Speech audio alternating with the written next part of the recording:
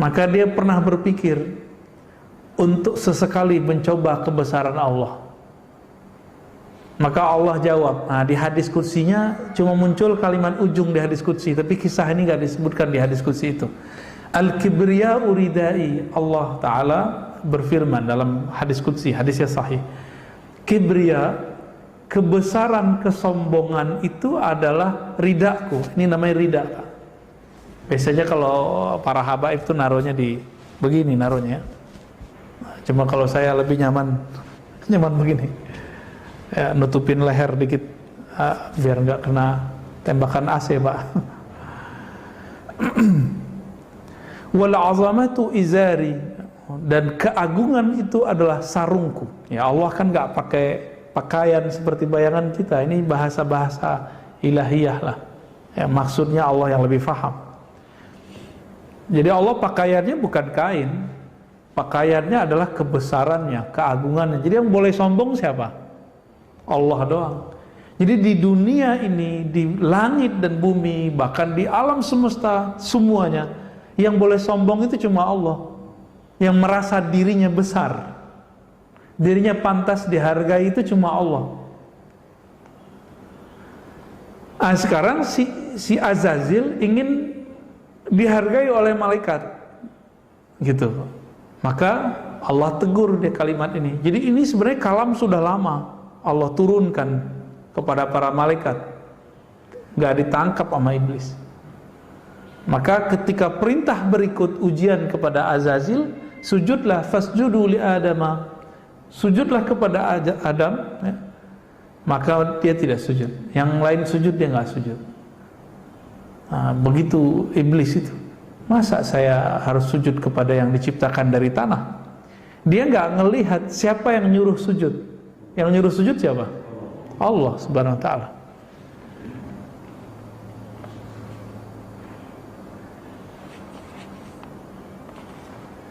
Maka dulu Nabi melarang keras orang yang sarungnya di bawah mata kaki, Pak. Kenapa? Sarung loh, bukan celana loh ya. Hadisnya sarung, izar. Kenapa? Karena dulu di zaman Rasulullah, yang sarungnya nyeret tanah itu cuma raja-raja sombong dari kalangan raja-raja Persia dan Romawi. Kain mereka banyak. Nah, orang Arab melihat tradisi itu ketika mereka berdagang, dibawalah oleh Abu Jahal, Abu Lahab. Maka kalau mereka sholat, begitu juga munafik Abdullah bin Ubay di Madinah, maka kalau mereka sholat, sarungnya itu ya nyeret lantai, Pak, tanah. Ketika dia sholat, Abdullah bin Ubay itu bukan merasakan keagungan ruku, keagungan sujud, tapi dia menyaksikan, wah sarung saya bagus ya, samping saya sarungnya sarung miskin. Orang-orang miskin ini di samping payah umat Muhammad ini, orang-orang miskin. Perasaan dia begitu. Maka Nabi gak sebut nama. Kenapa? Karena munafik ini kan tersembunyi. Kita gak boleh bilang munafik itu gak boleh. Nah, walaupun 2018-19 itu orang sering ngomong begitu, Pak.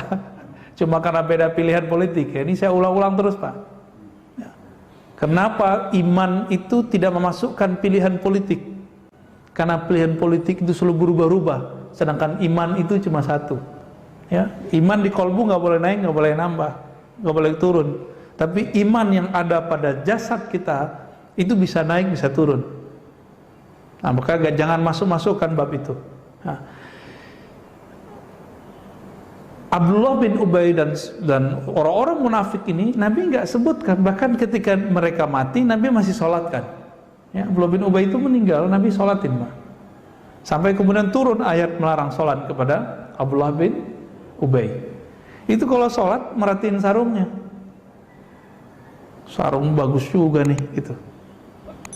Maka sekarang siapa yang merasa takjub dengan pakaiannya, mau jingkrang mau di bawah mata kaki, tapi dia takjub nih, itu namanya batran atau khuyala. Dia berkhayal lagi sholat bahwa dirinya lebih baik.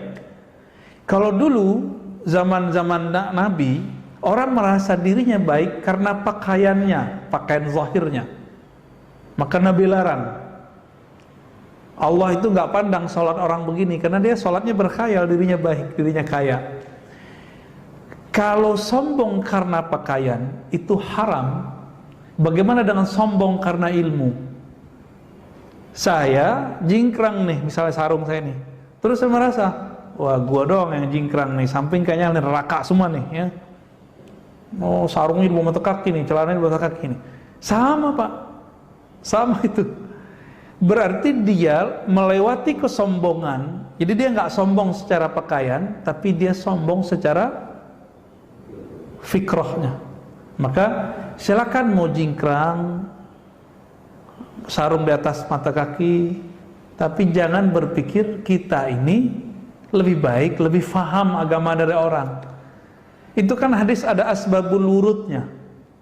Abu Bakar nggak sanggup, wahai Rasulullah, aku tidak sanggup, karena harus megang terus.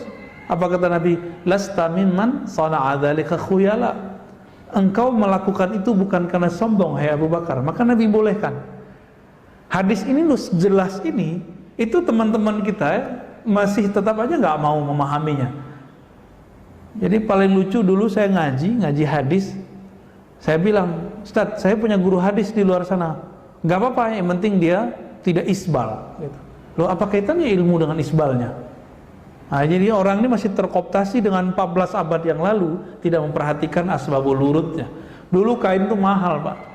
Coba tanya ke bapak-bapak yang dulu pernah hidup tahun-tahun 50-an, 60-an, 70-an, beli sarung mahal gak Pak? Ingat-ingat sekarang kan murah sarung. 50.000 udah bisa pakai Lazada ya. Bahkan ada yang 30.000 udah dapat. Zaman-zaman dulu enggak. Saya tanya ke bapak saya, dulu dapat sarung kapan aja Pak? Ya paling pas mau Ramadan atau mau hari raya. Itu baru sanggup tuh. Kalau sekarang enggak ya. Sekarang di lemari di rumah saya itu numpuk sarung banyak sekali. Sampai bingung kita mau makainya mana Pak. Akhirnya mana yang biasa keambil itu keambil lagi. Jadi asbabul wurudnya sudah berbeda ya. Oke. Tapi terlepas dari itu, hadis ini ingin menunjukkan bahwa sombong di dalam hadis Nabi memang beragam. Ada sombong karena pakaian, ada sombong karena merasa ilmunya, ada sombong karena gelarnya, ada sombong karena ibadahnya, macam-macam nanti.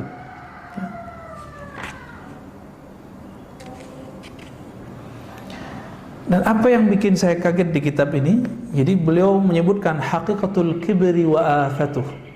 Hakikat dari kesombongan itu dan aib yang terdapat di dalamnya. Kita mengira kalau kita ini sombong, kita ini kuat. Ini anggapan kita lah ya. Ternyata Imam Ghazali mengatakan apa? Sombong itu ada zahir, ada batin. Ya. Zahirnya kita sudah tahu. Nah, batinnya apa? Jadi ketika ada orang sombong, la yaqdiru ay yuhibba li akhil mu'min ma yuhibbu li nafsihi. Orang sombong itu walaupun zahirnya dia terlihat kuat, batinnya sebenarnya dia lemah. Kenapa? Dia tidak sanggup mencintai saudaranya sesama beriman. Sebagaimana dia mencintai sesuatu untuk dirinya. Jadi dia tidak sanggup mencintai orang. Itu lemah atau kuat? Nah, anggapan kita kan selama ini orang sombong itu orang kuat. Ya. Jadi beliau ini ternyata cara berpikirnya di luar yang kita pikirkan. Ternyata jauh lebih cerdas di zaman itu Imam Ghazali ini. Wajar ya. Wajar kalau orang-orang yang terkena fitnatud dajjal itu benci dengan beliau. Ya. Apa kata berikutnya? Orang-orang yang sombong itu layak diru ala tawadu. Orang-orang sombong itu nggak punya kekuatan untuk merendahkan hatinya, untuk tawadu. Maka sebenarnya orang sombong itu lemah. Orang yang bisa tawadu, rendah hati, itu cuma orang-orang yang kuat. Kalau dia nggak sanggup untuk merendahkan hatinya, berarti dia lemah aslinya. La'anna al-mutakabbir, ya, karena orang-orang sombong itu ya la yaqdir ala tawadu wa huwa ra'su akhlaqil muttaqin. Padahal tawadu itu adalah kekuatan dari orang-orang yang bertakwa. Wa la yaqdiru ala tarkil hiqd. Saking lemahnya orang-orang yang yang sombong ini, dia tidak bisa menolak rasa iri yang muncul dalam dirinya. Ada perasaan iri datang, dia nggak sanggup tolak, Pak. Itu lemah apa kuat? Lemah, ya, sangat-sangat lemah. Dan ini PR kita semua yang berikut ini. Wala yaqdiru ala tarkil ghadab. Orang yang sanggup menahan marah, emosi, itu orang kuat, Pak. Benar nggak? Orang yang sombong itu tidak sanggup untuk menahan dirinya tidak marah. Dia bisanya marah-marah mulu. Maka Nabi mengatakan, orang kuat itu bukanlah orang yang bisa bergelut, gulat, menang, bukan. Tapi man yamlik, siapa yang sanggup menjaga, menahan dirinya indal ghadab, ya, ketika dia marah, ya. Berat, Pak, ya? Berarti kita lemah semua nih, Pak. Kita lemah semua. Lagi naik motor atau nyetir mobil, tahu-tahu disalip sama motornya butut lagi jelek. Itu perasaan gimana, Pak? Wow, mumpung motornya atau mobilnya jelek, kok perlu kita katain, kita salib dulu, kita katain apa lo, kan gitu, ya. Kayak gitu emang tandanya kita lemah. Tapi setan bilang justru itu yang kuat. Kalau kamu berani bentak orang tuh orang kuat. Ternyata kebalik, ya, kekuatan orang beriman itu bukan di situ, dibalik, Pak, ya. Wala yaqdiru ala nushil latif wala yaqdiru ala qabul nushi wala yaslamu min al-izdiria' bin nas wa min ightiyabihim. Orang sombong itu enggak sanggup, ya, menahan dikata-katain orang. Lemah berarti. Orang sombong itu enggak sanggup untuk berkata yang lembut. Bapak lagi marah nih, tapi ngomongnya tetap lembut, bisa nggak? Oh, itu kuat itu, Pak.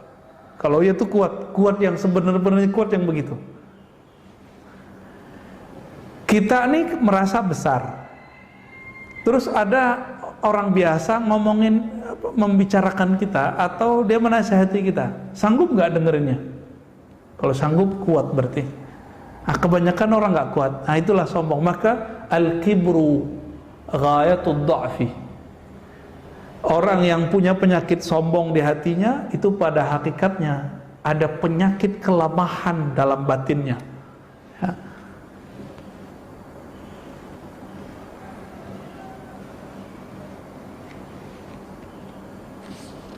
Ini sangat banyak pembahasannya. Kita langsung loncat ke fasal berikutnya. Apa kata beliau? Yang membuat orang bisa sombong itu ada diniyun wa dunyawiyun. Ada perkara agama, ada perkara duniawi. Perkara agama dua aja, berilmu sama beramal. Itu perkara agama. Benar gak, Pak? Nah, maka coba lihat nih, betapa hebatnya syaitan itu menjerumuskan orang berilmu lalu dia sombong. Ya, benar ya. Baik orang yang sudah lama ngaji, jadi kiai, jadi santri, ataupun yang baru ngaji, lagi tren ngaji nih, ya, baru hijrah, baru tobat istilahnya, itu perasaan dia merasa tahu itu akan kuat. Nah, kita kalau ngelihat orang begitu, nggak usah dilayani, Pak, debat, biasa aja. Saya ditantang sama anak STM sering, Pak, ya. Apa lo, ustadz apaan lo gitu ya. Saya nih tamatan umum, saya berani nantang ente debat. Ya kita nggak usah hadapin yang gitu-gitu. Kalau kita kuat, ya kita doain aja. Kita berdoa untuk diri kita sendiri selamat dan untuk dia juga. Itu lagi proses hijrah itu, proses lagi ngaji. Kita kan dulu begitu juga, ya, sama 11-12 sama dia. Banyak, Pak, yang begitu, ya. Mau langsung ketemu saya, mau lihat sosmed itu banyak yang gitu begitu. Ya, mau layani Pak gitu-gitu.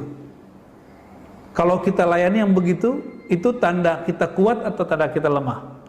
Lemah, buang-buang waktu lagi kan. Ada yang amal. Jadi orang-orang yang beragama itu ilmunya. Nah, kalau kiai itu di situ, orang baru ngaji itu di situ, ya. Kemudian yang kedua amal.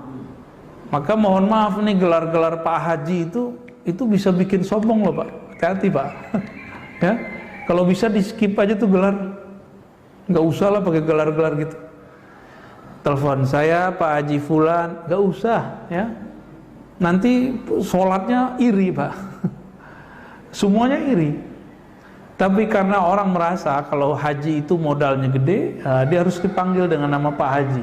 Kalau orang manggil kita Pak Haji nggak apa-apa. Kita jangan membahasakan diri kita Pak Haji gitu. Bisa ya? Insya Allah. Itu udah berhasil tuh Pak, insya Allah. Dalam masalah yang sedikit ini. Nah, kita ini bangun masjid nih, banyak donasi. Oh itu besar, nanti setannya tuh datangnya lebih banyak. Setan tuh nunggu supaya kita nanti nyebut, saya yang bangun masjid bro, gitu. Dia akan ngomong gitu satu saat. Jangan sampai terjadi. Ini jadi dalam bab agama dua, ilmu, amal. Dalam bab duniawi, perkara duniawi, orang bisa sombong. Ada berapa? Ada 5. Yang pertama nasab, bibit kata orang Jawa ya. Bibit, bobot, bebet. Nah ini bibit nih Pak. Nasabnya nih, hati-hati nih ya. Oh saya masih Raden, saya masih apa Pak? Darah biru. Pas dicek darahnya merah juga Pak. Pas dibekam hitam ya, sama aja. Yang kedua, al-jamal, paras yang bagus. Kalau laki-laki ya gagah, ganteng lah. Kalau perempuan cantik. Bener ya? Kenapa public figure itu mau melakukan berbagai treatment untuk wajahnya, mau laki perempuan sama? Karena itu bagian dari brandingnya, bagian dari proyek pekerjaannya. Bener ya? Kenapa di sekarang ini di Korea Selatan itu rame operasi wajah, ya, operasi plastik. Hidung orang Korea kan nggak mancung-mancung, Pak. Ya sama kayak kita, sama kayak kita. Loh sekarang mancung-mancung. Orang Korea itu wajahnya bulat-bulat, sekarang lonjong-lonjong, oval. Itu mereka kenapa bisa begitu? Ya karena wajah ini memang sesuatu. Nabi Yusuf itu dalam riwayatnya disebutkan beliau itu pernah bercermin dan mengagumi wajahnya. Ini kalau dijual berapa nih gitu Pak? Kalau saya ini jadi budak nih kira-kira begitu terbersit di hatinya. Benar kan dia jadiin budak kan habis itu? Nah, tapi ya itu skenario Allah semua lah ya. Dan yang paling berat bukan beliau jadi budak, tapi beliau kemudian hamma biha. Ada tarikan ke lawan jenis. Itu semua kita sama Pak. Mau itu ustadz, mau hafal Quran, bolak-balik sama aja dia hafal Quran. Mau dia zikirnya jutaan ribu kali, itu masalah tarikan lawan jenis itu nggak akan bisa selamat. Barsiso masih ingat Barsiso? Barsiso itu kalau punya murid duduknya bukan di lantai lagi Pak, saking banyak yang datang kepadanya. Duduk di mana? Kalau ada orang datang udah kamu tarik nafas, langsung naik badannya. Begitu mereka. Saktinya, karomahnya. Tapi ternyata karomah itu belum tentu istiqomah. Karena karomah tertinggi adalah keistiqomahan. Maka kita berlindung minta ampun kepada Allah dengan masa lalu, masa mendatang, masa sekarang. Semoga Allah menjaga kita semua ya. Jika pernah terjebak, semoga Allah memaklumi, memaafkan. Amin ya rabbal alamin. Apalagi kenapa ada orang latihan fisik, latihan silat, latihan fitness, workout ya? Apa tuh? Kuwah, kekuatan. Nah, kekuatan ini dua macam juga. Ada kekuatan fisik, ada kekuatan militer, ada kekuatan politik. Maka semakin luas kekuatannya, semakin besar peluang dia sombong. Pernah lihat berita ibu-ibu muda atau anak-anak kuliahan, anak-anak SMA bentak polisi, ditangkap polisi, dibentak. Apa kata dia? Tahu gak kamu, saya ini anak jenderal gitu. Tahu-tahu bukan anaknya jenderal, ponakan dari ponakan-ponakannya jenderal. Muncul viral juga tuh ya. Kok nongol juga, kita nonton juga. Ternyata Allah ingin kasih tahu sebenarnya. Nih, ternyata kekuatan bikin orang sombong. Yang dulu masih punya memori kuat, ini kan kita memori kita pendek Pak. Zaman-zaman Soeharto punya kenalan sama tentara polisi, berasanya gimana? Saya nyaksiin Pak, di kampung saya itu dulu ada preman baru pulang dari Jawa. Pulang, dia mau nguasain tanah tuh. Semuanya duitnya banyak, bagi-bagi ke preman-preman. Akhirnya preman kampung tiga kelurahan mainnya di situ, main gaple di situ. Jadi kalau orang bilang, kamu anak dari mana? Sebut aja nama si ketua preman ini. Langsung semuanya kabur itu Pak, nggak ada yang berani nyentuh. Apalagi kalau dia punya kenalan nama, ada backingnya di belakang. Ternyata orang ini ngerasa dia temenan sama jenderal lah, ternyata bohong semua, nggak ada. Gagah-gagahan aja Pak. Ya kalau zaman sekarang dia foto sama jenderal terus ya ditunjukin orang nih, lihat nih gitu. Nah ini kekuatan, bisa juga politik. Maka coba lihat juga ada kita temui ya, anggota dewan bentak-bentak polisi ada ya, di tengah jalan, pas lagi di mana gitu ya, bentak orang, itu kelihatan kekuatan politik, kekuatan apapun ya. Wal mal, nah keberapa nih? Nasab, paras, kekuatan, mal apa arti mal? Harta. Nah itu Bapak ngerasain sendiri lah ya. Semakin tebel nih dompet, semakin ada perasaan kita bisa beli orang nih ya, bisa beli harga diri orang, ada bisa, waduh semuanya. Kita itu pengen lebih dihargai karena mobil kita beda sama orang yang sebelah gitu. Makanya orang-orang yang sombong itu nggak rela dia tetangganya mobilnya lebih bagus dari dia, nggak sanggup dia menahan rasa iri itu. Dan itu terjadi Pak. Dan itu bukan hanya di sini, di pesantren aja bisa begitu. Di pesantren itu ada ustadz beli mobil bisa rame ustadz lain tuh, bisa rame. Ustadz loh Pak ya, apalagi yang bukan ustadz. Kalau ustadz sombong, iri, dengki, itu bahayanya bawa dalil. Nah lebih ganas. Kalau orang awam paling-paling iri duniawi aja, pakai akal-akalan dia aja. Tapi kalau ustadz bawa dalil, ini yang paling bahaya ya. Wa kasratul ansar, ini yang keberapa nih? Yang ketujuh ya. Banyaknya pengikut, adanya backing tadi masuk. Maka public figure, ustadz yang banyak santri jamaah, bapak yang punya pengawal, punya anak buah. Kalau di sini ada yang anggota dewan banyak yang nyoblos, itu akan membuat kesombongannya lebih mudah masuk. Itu bahayanya Pak. Jadi jangan dikira nih saya ini selamat Pak. Saya takjub aja ada orang ngaji, saya kena udah. Saya takjub nih, misalnya gini, kalau gue yang ngisi nih rame, nah itu pada kena tuh Pak. Itu habis saya itu, nggak dianggap saya ngajar agama itu. Secara zahir sih malaikat tulis pahala ngajar, tapi Allah kan mandang kolbu. Oleh Allah nggak dianggap masuk barisan kekasihnya, gitu. Ada berapa tadi? 2, agama, ilmu dan amal. 7, duniawi, apa tuh? 5 duniawi ya. Nasab. Ya, saya lupa tadi. Nasab ini masuk suku, hati-hati. Jadi kita nih banyak suku nggak nih? Jangan pernah berpikir suku kita lebih mulia dari suku orang. Kalau suku kita punya keistimewaan, pasti semua suku ada keistimewaan nggak?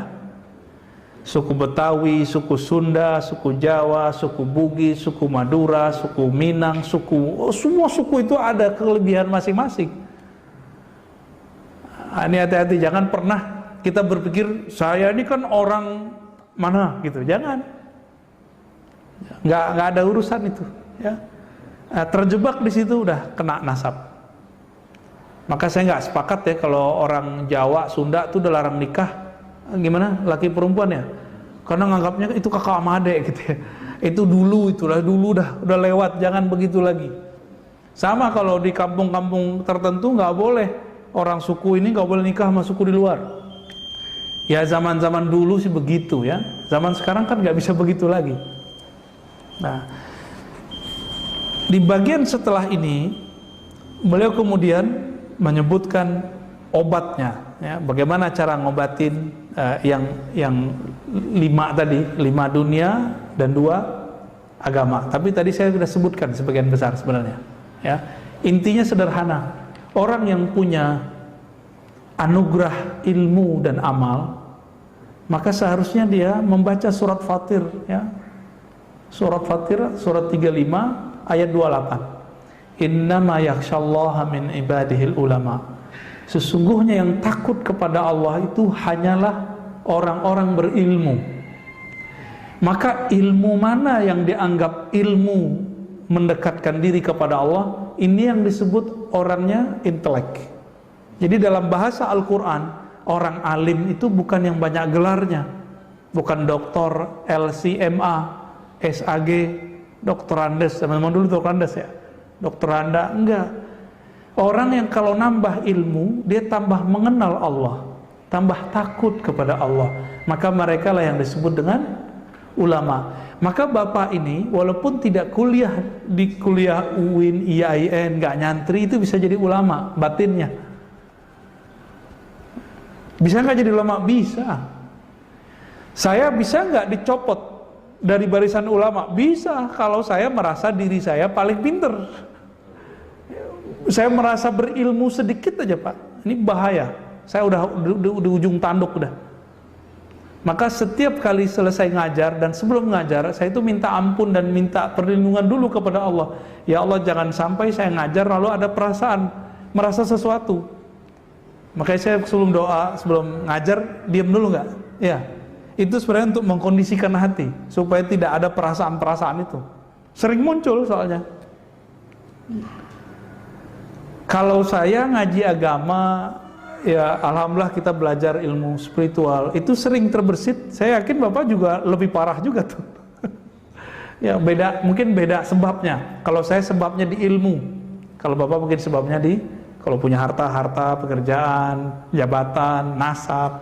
Ya. Tapi yang sama kita semua nanti di bab amal. Nah, orang merasa dirinya beramal. Kita itu baru boleh berbangga dengan amal kalau yakin amalnya diterima. Siapa yang yakin amalnya diterima? Gak ada. Kadang nggak ada berarti nggak bisa dibanggain, Pak. Ya. Jadi pendek kata, beliau ingin mengajarkan kepada kita, jika kamu sudah mengetahui ada 7 diagnosa penyebab orang sombong, penyakit dalam kolbu bernama sombong, maka copotlah itu. Yang 2 dalam bab agama itu dibenerin. Anggap ilmu itu dari Allah, anggap amal itu karena hadiah dari Allah. Kita kalau lagi ada orang azan kan kita baca hayya ala sholah, lalu kita baca apa? La haula wala quwwata illa billah. Ini kita juga sering ulang ya. Tiada daya dan upaya untuk sholat kecuali dengan izin Allah. Berarti saya bisa beramal karena Allah enggak? Bapak bisa bantu orang, bantu bikin masjid, itu harta dari siapa? Allah. Mau bangga? Cuma dipinjemin doang kok. Lewat nama kita, terus kita ngasih. Nih kita kasih ilustrasi. Saya nitip ke Bapak duit 1 M. Pak, tolong nanti kasihin ke masjid. Waktu megang duit itu merasa punya kita nggak? Kalau kita merasa ini punya saya loh gitu. Sama kayak Bapak saya pinjamin mobil bagus, harga 3 M, dipinjem. Jalan ketemu temannya di kafe, bilang, "Woi, lu mobilnya bagus ya?" "Iya, nih mobil gue nih baru beli." Itu orang tahu diri nggak tuh? Nggak tahu diri. Maka orang sombong itu nggak tahu diri. Dia dititipin, terus merasa dirinya berhak, nggak tahu diri. Ya, itulah hakikatnya iblis. Iblis itu boleh diartikan ablasa iblis itu yang nggak tahu diri. Ya, kesel banget tuh iblis kita kata-katain gitu ya. Nauzubillah min dzalik. Maka iblis ketika meminta kepada Allah, ya Rabb, izinkan aku panjang umur di bumi, dan dengan kemuliaanmu aku akan sesatkan mereka. Dengan apa yang menyesatkan? Jurus pertamanya adalah bab kibir, sombong. Karena Syekhul Mutakabbirin, gurunya orang sombong itu adalah iblis. Ya, jadi siapa yang sombong nanti dia bukan di belakang barisan Nabi, belakang barisan iblis. Nauzubillah min dzalik. Mau dia kiai, mau dia ustadz, mau dia doktor, profesor, mau kata orang dia wali, 1000 karomah, merasa dirinya sedikit aja ada perasaan benar, merasa dirinya paling benar. Hati-hati. Saya melihat hari ini banyak orang-orang mengajarkan kita itu beragama kayaknya paling benar, berpolitik kayaknya paling benar, berharokah punya pergerakan kayaknya paling benar. Ini mulai bahaya. Zahirnya kayaknya soleh, batinnya sebenarnya temenan dengan iblis. Nauzubillah min dzalik. Saya rasa cukup ya. Ya, udah ketahuan diagnosanya, tinggal dibersihin, tinggal dihafalin. Tadi ilmu, amal. Kalau duniawi, nasab, paras, kekuatan, harta, kasratul ansar, banyak follower, banyak teman, banyak backing. Nauzubillah min dzalik ya. Fadhal Pak, silakan. Udah kenyang katanya. Ya. Zaman sosmed ini kan, sosmed itu kan memfasilitasi kita untuk sombong, update status, followernya banyak. Jadi makin banyak fasilitas orang untuk menjadi sombong. Betul Pak. Jadi sekarang itu gampang jadi wali setan, gampang jadi waliullah. Jadi ini tips nih, kalau mau posting, auzubillah dulu ya. Auzubillah minasyaitonir rajim, baru posting Pak.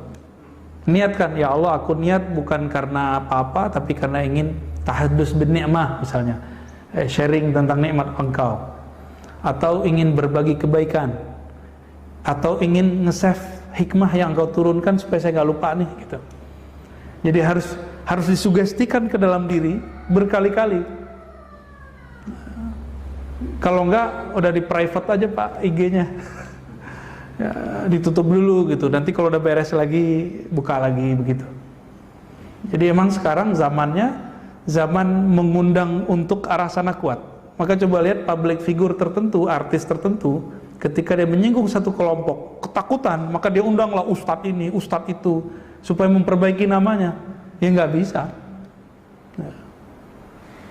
Nah, kalau sudah begini gawat Pak. Apa gawatnya? Nanti dia akan mengikuti selera followernya, selera pasar. Nah, ini gawatnya orang-orang yang kiber itu. Maka orang-orang sombong itu sebenarnya bukanlah orang kuat, tapi dia orang lemah. Karena dia harus mengikuti selera pasar. Pengikutnya mau lagi trending ini nih, dia tidak bisa membuat trending baru, tapi dia bisanya ngikutin trending. Nabi Muhammad itu kan buat trending baru Pak. Orang nyembah berhala belum ngajarin gak nyembah berhala. Ya, orang ngajarin kalau ketemu tuh ya kalau minum bukan minum kopi, minum tua. Belum ngajarin nggak begitu. Jadi beda di zaman Nabi. Maka Nabi mengatakan sebaik-baik rumah adalah rumah yang terasa luas. Bukan berarti rumah kita harus gede, tapi rumah kita terasa luas. Kita nyaman di rumah. Maka sebaik-baik sosmed yang tidak terlalu sering kita pasang status lah ya. Biar nggak terlalu merasa besar kepala ketika banyak follower. Ini ceknya satu aja Pak. Sedih, sakit hati, terpuruk nggak kalau ada orang unlike? Girang, melayang nggak kalau ada orang like? Senang biasa boleh, sedih sedikit boleh, tapi kalau girangnya berlebihan, sedihnya terpuruk, berarti belum pantas pakai sosmed. Sebenarnya begitu ya. Tapi kalau kita udah nggak takut dikata-katain orang, ya apa udah hantam aja Pak, lanjut aja tuh. Ya, gimana? Kalau Sepertinya ini ada terjemahannya. Ya, ini kan Mau'izatul Mu'minin, Mukhtasar Syekh Al-Qasimi namanya. Jadi nanti kalau cari Muhammad Jamaluddin Al-Qasimi Dimashqi. Nanti saya fotoin deh ke Ustaz ya. Kalau yang ada di Lazada apa tuh, Tokopedia ya, itu ada terjemahannya. Cuma saya nggak tahu itu terjemahan dari saudaranya Imam Ghazali, Imam Ahmad Ghazali, atau sudah ringkasan ini. Dan di ringkasan ini ada kelebihannya, lebih teratur. Syekh Jamaluddin Al-Qasimi.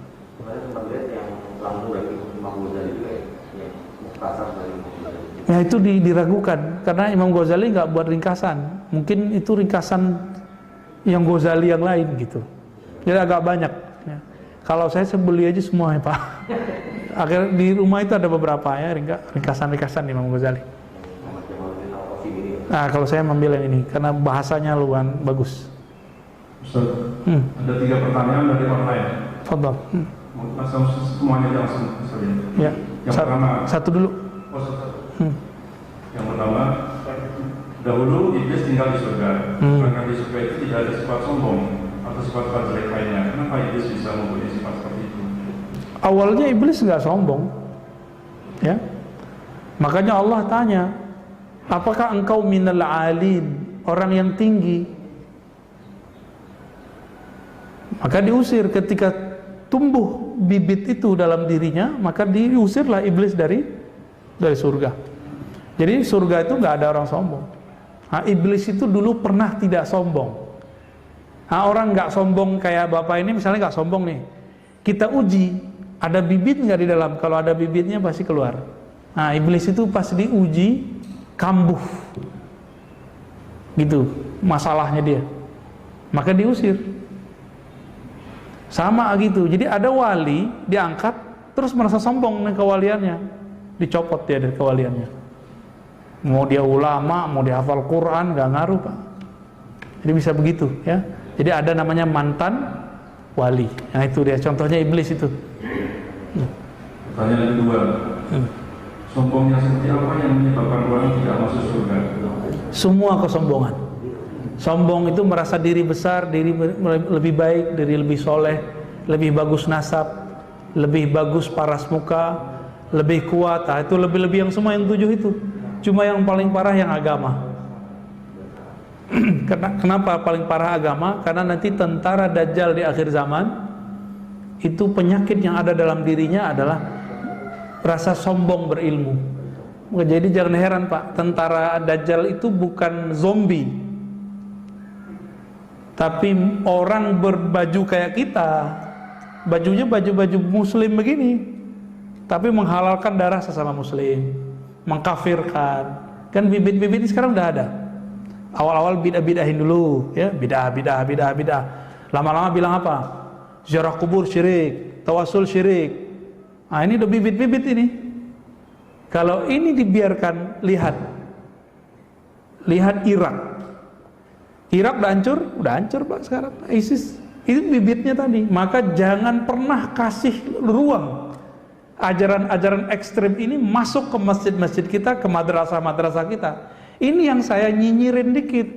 Kok pesantren modern menerima kitab Syekh Saleh Fauzan diajarkan di pesantren modern? Di situ disebutkan bertawasul itu syirik. Buat maulid Nabi itu menyerupai Nasrani. Bukan gawat itu. Jadi mereka ini nggak langsung mengkafirkan, tapi lafaz itu mengkafirkan nggak intinya?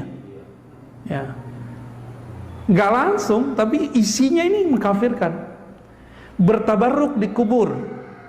Tabarruk di kubur itu diterjemahkan menyembah kubur. Loh, tabarruk di kubur itu seperti yang dilakukan kita kalau pergi ke Raudhah Nabi, terus kita ngucapin salam. Itu namanya tabarruk Pak. Sholat di situ itu tabarruk namanya. Boleh nggak nyentuh kubur? Dulu Syekh Imam Sya'rawi ini mufassir di Mesir. Ya, Mutawalli Sya'rawi. Itu beliau zaman-zaman itu belum dipagar. Beliau ciumlah bangunan, ada kuburan tuh, cium bangunan paling luarnya. Askar marah, dia nggak tahu yang dia marahi adalah seorang ulama besar di Al-Azhar. haram, syirik, haram gitu. Arabi, Arab, lu nggak ngerti ini haram, ini syirik. Orang ini teriak, langsung diambil jidatnya dicium sama Syekh Mutawalli, langsung dikaget-kaget. Ini syirik nggak kira-kira begitu kalau bahasa beliau? Enggak, bingung dia. Berarti mencium tempat sesuatu, mencari berkahnya atau mendapatkan apa, itu bukan syirik. Mereka menganggap itu syirik, Pak. Salah paham mulu. Kita bilang tabaruk ngambil berkah, dianggap menyembah kubur. Nggak nyambung. Apalagi nanti ada nih rambut-rambut Nabi. Ini sekarang udah banyak nyebar, Pak. Ini udah mulai tanda. Mereka nggak percaya itu. Dan yang paling sedih, mereka nggak percaya ada zuriat Nabi, keturunan Nabi. Bahaya nggak? Imam Mahdi yang hadisnya sahih, itu keturunan Nabi bukan? Nah, mereka nggak percaya, Pak, ada keturunan Nabi. Maka saya mengimbau teman-teman yang terjebak kepada kesalahan, kekeliruan ini, ayo dikaji kembali. Mau jadi tentara Dajjal ntar, atau tentara Imam Mahdi gitu. Ya kita kan nggak tahu kita ada umurnya panjang apa enggak. Kalau umur kita panjang, semoga kita di barisan yang benar gitu. Jangan pastikan juga kita benar, belum tentu. Kira-kira gitu, Pak ya. Apakah boleh menyombongi orang yang sombong? Nah, itu hadisnya palsu itu. Kabiru al-mutakabbir. Ada hadis itu. Itu saya baca ada di Mukhtarul Ahadis, diajarkan di beberapa pesantren lama. Cuma beberapa pesantren itu sudah merevisi, nggak pakai kitab itu.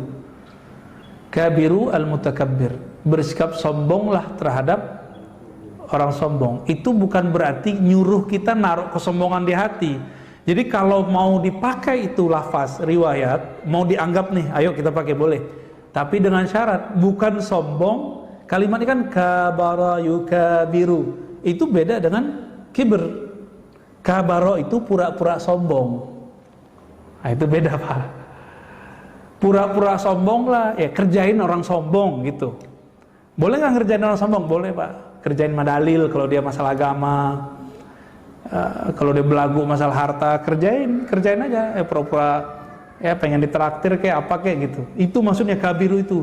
Jadi bukan dia pakai Fortuner, bapak pakai Fortuner 2 gitu, bukan. Nggak nyambung itu. Bukan begitu maksudnya ya. Jadi kabiru al-mutakabbir itu bukan hadis yang sahih. Itu pertama. Itu perkataan asar lah, asar ulama salafus saleh. Dan maknanya bukan menaruh kesombongan di hati, tapi pura-pura atau belaga ngerjain orang sombong. Jadi kalau terjemahan saya gimana? Kalau bahasa gaulnya enak sih, Pak. Kerjain orang sombong gitu. Bahasa bakunya apa, Pak? Itu bahasa gaul gitu, Pak. Kita udah kena ngomong begini tiap hari, jadi susah juga dengan bahasa Indonesia yang EYD ya. Apa, Pak? Kerjain orang sombong. Kerjain orang sombong. Waduh, susah juga bahasa Indonesia. Nggak lolos nih bahasa Indonesianya nih. Ya kira-kira begitu. Jadi kerjainlah itu orang sombong, tapi jangan taruh kesombongan di dalam hati. Siapa yang boleh melakukan itu? Hanya 2 orang. Pertama, sahabat yang sayang, cinta ke saudaranya, yang saudaranya ini terjebak sombong. Yang kedua, guru mendidik muridnya. Cuma 2 orang itu. Di luar itu nggak boleh ngerjain. Nanti kita malah yang sombong-sombong. Dia sembuh dari kesombongan, kita mengidap kesombongan itu. Ya sama kayak teman saya ahli ruqyah, tapi dia nggak memagar dirinya. Dia ruqyah orang, habis itu dia yang kesurupan setan. Dia nggak kesurupan jin, Pak, kesurupan setan. Setan sombong. Setan sombong, maka dia merasa paling benar karena nggak mager kolbunya, merasa udah mengislamkan banyak jin, merasa dirinya metode ruqyahnya udah paling benar. Ada orang dikit-dikit dianggap salah, itu udah kena tuh. Bukan kesurupan jin dia, kesurupan setan. Nah kalau setan yang kesurupan lebih bahaya daripada jin. Jin bacain dikit beres. Kalau setan dibacain mau bilang, gue juga tahu, gitu. Kan repot, Pak, jadi. Terakhir. Bijaknya menghadapi orang yang sombong atau membanggakan diri. Ya sama kayak tadi ya, cara menghadapi orang sombong. Kalau kita sahabat dia yang sayang sama dia, maka kerjain. Nah, ngerjain itu niatnya adalah menasihati dia. Atau kita sebagai gurunya. Saya dulu waktu masih nyantri, mahasiswa, saya sombongnya bukan main. Karena dulu hampir tiap hari menghafalkan hadis, Pak.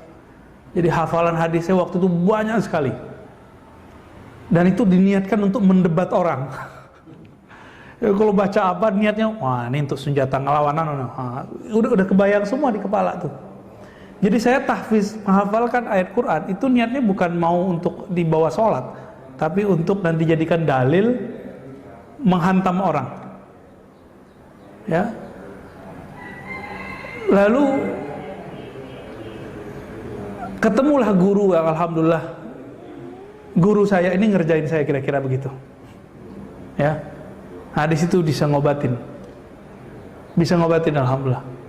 Pas kita jadi dosen, jadi guru di pesantren, kita ngeliat santri yang sama kayak kita dulu, Pak. Saya nyesek juga ya. Berarti kiai saya dulu nyesek, Pak, ngeliat saya itu. Ya minta ampun kepada Allah, saya berdoa, ya Allah, tolong jangan biarkan dia seperti itu, tolong tegur dia dengan cara yang baik. Bener nggak nyampe setahun dia berubah. Nah, berarti kan Allah yang merubah, bukan kita. Kita cuma asbab aja. Semoga kajian di pagi ini bisa membantu kita mendiagnosa kalau ada penyakit itu dalam diri kita, segera diperbaiki, segera tobat, tobatnya tobat batin, ta'awusnya ta'awus batin. Semoga Allah menjaga